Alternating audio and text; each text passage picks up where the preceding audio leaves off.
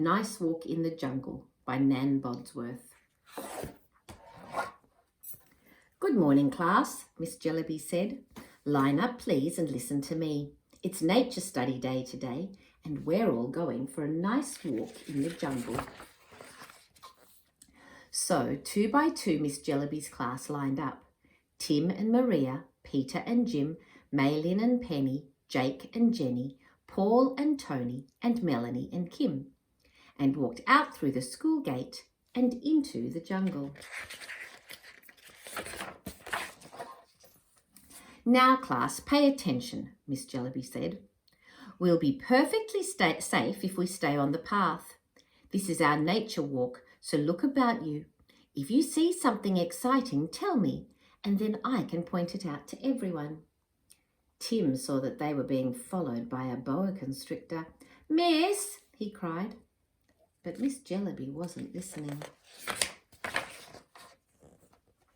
Miss Jellyby said, "Ooh, look, class, look up high in that tree. There's a furry black spider that just caught a fly. What wonderful things we can see in the jungle."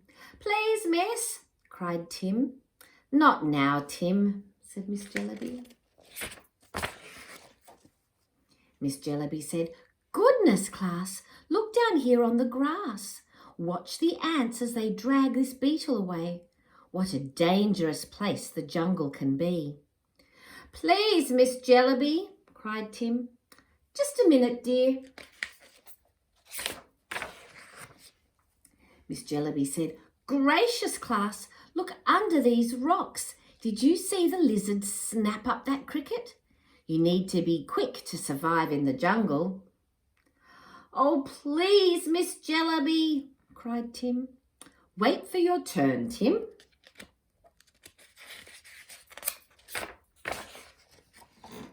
Miss Jellyby said, "Gather round, class, and look into this plant.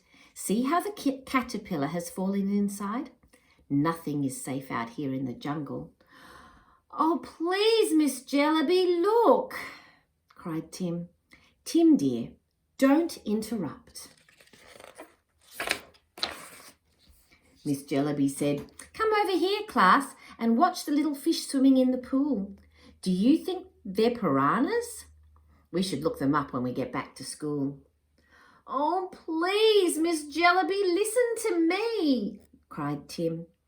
"That big snake swallowed Peter, Maria and Jim, Maylin and Penny, Jake and Jenny, Paul and Tony, and Melanie and Kim. I'm the only one left." "Yes, dear, I'm listening, Tim," said Miss Jellyby. Miss Jellyby said, "Come closer, class. If you stand on tiptoe and look over this log, you will see a most beautiful yellow tree frog." "Tim, stop pulling at me." "Help!" cried Tim. "What did you say, dear?" Then Miss Jellyby turned around and she saw the great, fat, lumpy boa constrictor lying on the jungle path. "What are you doing here?" she cried. "And where's my class?" The boa constrictor just burped. "How dare you eat my class?" cried Miss Jellyby. And she punched that enormous bumpy boa constrictor right on his tender nose. Then she picked up the wobbly boa by his scaly tail and shook and shook. And out came Tim and Peter and his wheelchair, Maria and Jim, Maylin and Penny, Jake and Jenny, Paul and Tony, and Melanie and Kim. Miss Jellyby counted her class twice to make sure they were all there.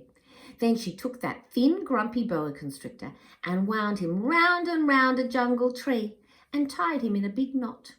"That will teach you to eat my class," she said, which reminded her that it was time for lunch. "There's bound to be a burger bungalow near here," she said. "Anywhere in the world, they're never far away." And sure enough, around the corner was a burger bungalow. It says herbivores on one door and carnivores on the other, said Tim. What does that mean? Well, Tim, said Miss Jellyby, herbivores eat plants and carnivores eat meat. I think we've met enough meat eaters today, so we'll have lunch with the herbivores.